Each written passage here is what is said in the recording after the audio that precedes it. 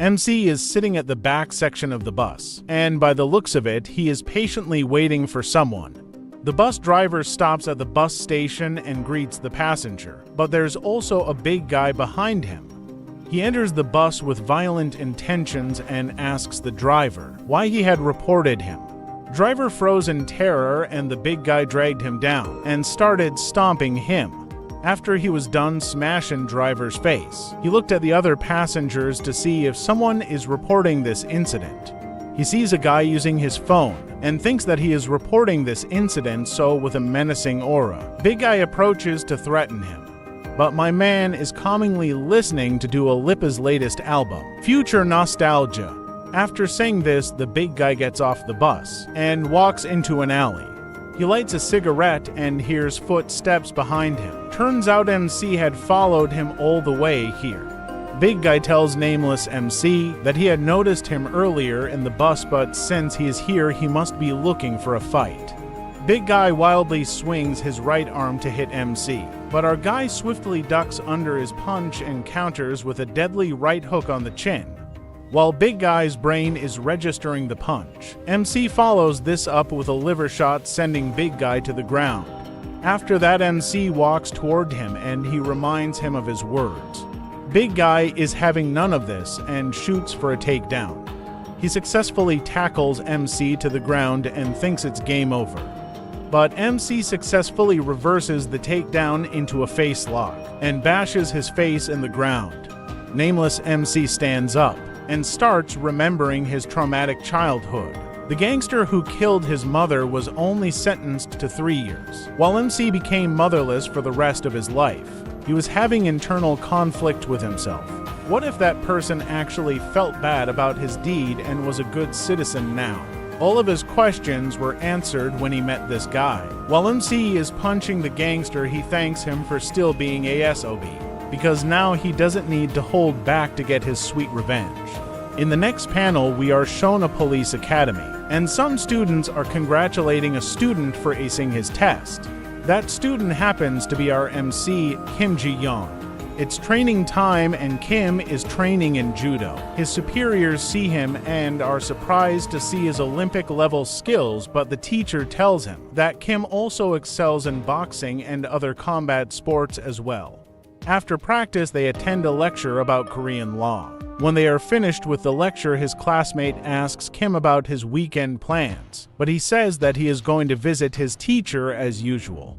It's the weekend and Kim gets on a bus to visit his teacher at the police station. His teacher is glad to see him, but he is busy investigating a case with his co-worker. While all this is happening, Kim sees a list of criminals that are definitely guilty but are still under investigation. His teacher apologizes to him for not spending time with him, but Kim asks his teacher to treat him with a dinner next time and leaves the police station. After Kim leaves, his teacher praises him for being able to cope with his parents' death and becoming a good policeman. What his teacher doesn't know is that Kim works as a vigilante on the weekends and punishes those who are not punished by the law. This weekend, he is going to punish a doctor who films his patients naked while operating them. Despite being on the police radar, he is not being punished for his actions.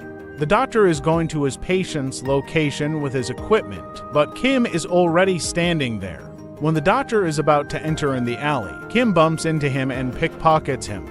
Then he baits the doctor by asking him if he dropped his wallet. Doctor checks his pockets and realizes that his wallet is missing, so he goes to take his wallet. But then Kim slams him on the ground with a judo throw and kicks him in the gut a few times.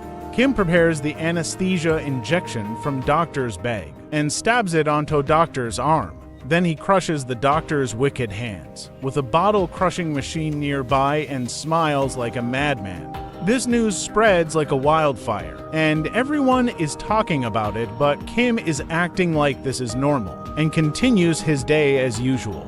On the other hand, police are investigating the site of action and can't piece anything together. Somewhere else we see two thugs walking through a neighborhood. They come across a child and one of them threatens him. The kid gets scared and runs for his life. After that, the guy who threatened the kid tells the other one that One night after getting drunk, he pissed in front of a store owned by father of that kid, and the man reported him to the police, so he murdered him. The other guy is shocked that his friend was only sentenced to 18 months, but the other one says that it was only an accident. But what's going to happen next won't be any accident. Later that evening, we see that those two guys from earlier are getting drunk in the street with some girls. But those girls run off, and these guys are left disappointed.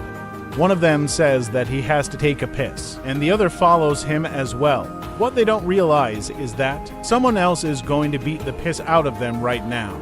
Kim suddenly bangs the head of one guy onto a hard surface. Before the other guy could react, Kim delivers a liver shot to him. He follows this up with a knee to the nose, and the guy falls to the ground. By this time, the other guy recovers and pulls out a knife.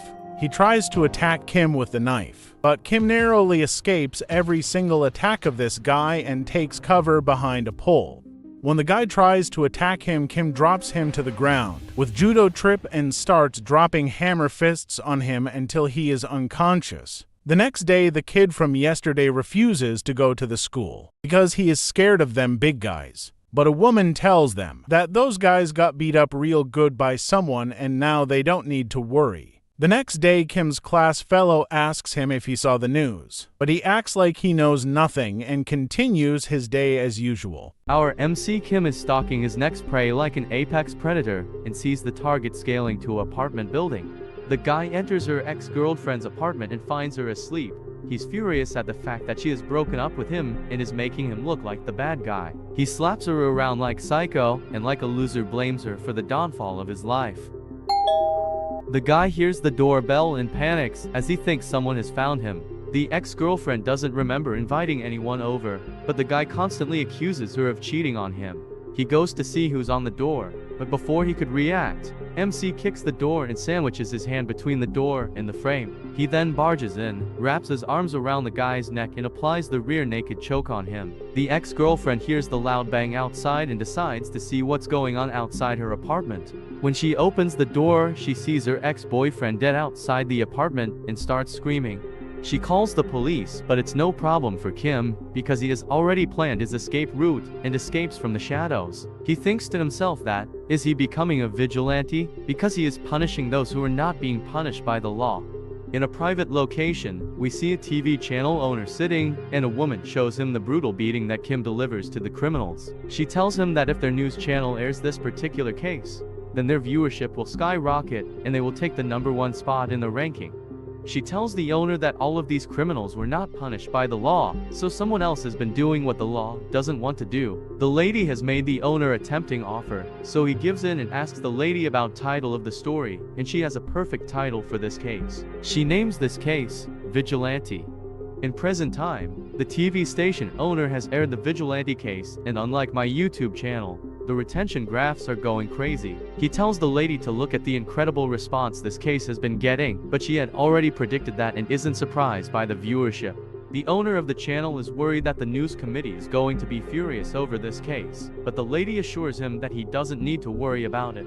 Back at the police academy, Kim is doing his research for the next class. But then he gets an email from the news station. In the email, it is revealed that the news channel covering Kim's vigilante work is going to reveal the identity of several high-profile criminals. This is the first time in Korean history that a news channel has revealed the identity of several high-profile criminals. But Kim is interested in the case of Hung Duk, a 50-year-old man who was working as a janitor in a school and assaulted a girl there. When Kim hears this, he patiently waits for the news channel to reveal the face of this criminal, because he was also working on this case. The news channel revealed the face of the criminal, and now Kim is laser focused on punishing the criminal no matter the cost. After the news channel revealed the face, people gathered outside the criminal's house and started shouting at him. In the next panel, we see Hung Duk. He has an ankle monitor on and is getting angry at the people outside, but he can't do anything about it. Kim, with his investigation, found the location of Hoon Duk and decided to hack the security system of the building. But when he sees the security guard on one of the cameras, he makes an escape like he was never there in the first place.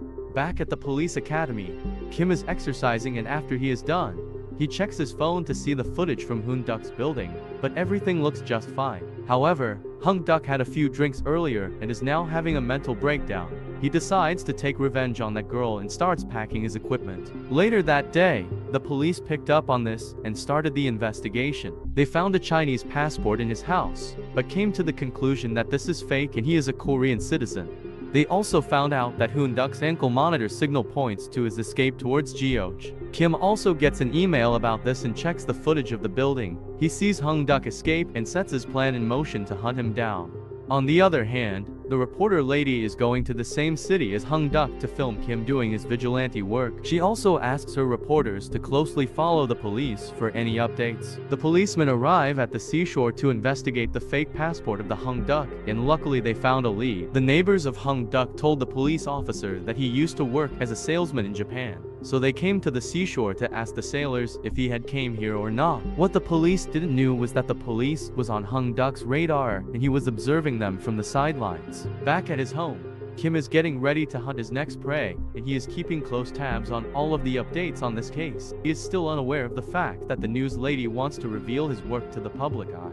In the next panel, we see two ladies talking about some men who look like loan sharks, but in reality, they are undercover cops, and they are talking to a girl. The police officer who was investigating this case gets a call from those two men, and they inform him about the location and safety of the girl from Hung-duk case. While the police officer is talking on the phone, he is unaware that an agent of the news lady is standing outside the restroom, and he heard the residence of the girl. The news lady gets a phone call from her agent, and he informs her about the location of the girl, and she speeds up her car to reach there faster. Meanwhile, she informs her news agency about this information, and they publish this into their email. Kim sees this and gets ready to deliver justice. By the next evening, Hung-duk is already at the girl's location, and he is looking for an opportunity to get in the building. The opportunity presents itself in the form of a delivery man. Hung-duk strangles the man, takes his helmet, and disguises himself as the delivery man. He then proceeds to go to the girl's apartment, but the undercover cop interrogates him about the delivery package. Hung-duk obeys the order and sits down to open the delivery bag. The undercover cop is suspicious of the delivery man, but then he sees blood on the shoes and immediately tries to neutralize the threat. Before Hoon-duk could slice him up, the undercover cop uses the police baton and disarms Hung-duk. The undercover cop goes to arrest him, but Hung-duk attacks with an acid injection, which burns the undercover cop, and he then falls to the ground. Hung-duk goes in for the finish and thrusts the knife in the liver to quickly finish the cop. The girl hears strange noises outside her apartment and goes outside to check it out, but when she sees blood, she freezes in terror, and Hung-duk runs in her direction. The injured cop somehow grabs Hung-duk's arm and tells the girl to run away. She panics and runs downstairs, but the building has multiple floors, so she gets tired, and Hung-duk catches up to her. She falls on the floor and asks Hung-duk to leave her alone, but Hung-duk shouts on her and tells her that she is the reason why his life is miserable, and she should be punished for that. But the girl says that people like him must be locked up in the prison for putting innocent lives in danger for their own sake of pleasure. This makes Hung-duk even more angry, and he threatens to kill her right here. But before he could do that, Kim the vigilante saves the day and kicks Hung-duk in the back, which sends him flying. Kim tells the girl to run away, and she does so. While he was talking to the girl, Hung-duk pulls out the acid injection and sprays it on Kim, but Kim was already prepared and blocks it with his rubber glove. After that, Hung-duk moves forward and tries to slice Kim many times, but Kim evades and delivers a front kick to the body. This backs up Hung-duk into a corner, and he begs Kim to stop beating him, but Kim is having none of this and super kicks him under the jaw. Then he unmasks Hung-duk and viciously kicks Hung-duk in the face. Hung-duk asks Kim for his forgiveness, but Kim tells him to write his apology on the wall with his own blood.